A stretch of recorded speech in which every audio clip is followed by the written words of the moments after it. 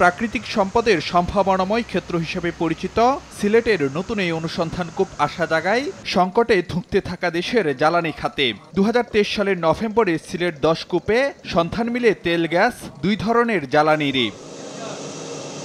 তবে পাইপলাইন না থাকায় ১ বছরের বেশি সময় পেরিয়ে গেলেও কূপটির গ্যাস এখনও যুক্ত করা যায়নি জাতীয় গ্রিডে। নতুন পাইপলাইন বসাতে গিয়ে চ্যালেঞ্জ হয়ে দাঁড়ায় সংশ্লিষ্ট দপ্তরের অনুমতি পেতে বিলম্ব সহ বেশ কিছু বাধা।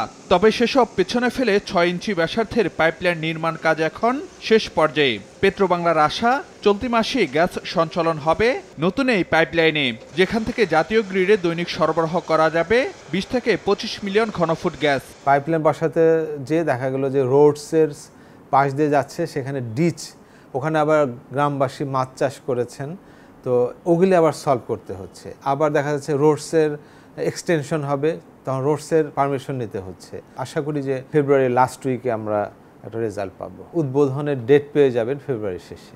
শুধু তাই নয়, চলতি মাসেই পাইপলাইন নির্মাণ শেষ করে বেগমগঞ্জ ৪ ওয়েস্ট উন্নয়ন কূপের গ্যাসও জাতীয় গ্রিডে যুক্ত হওয়ার কথা, যেখান থেকে উৎপাদন হতে পারে দৈনিক ১৫ মিলিয়ন ঘনফুট গ্যাস।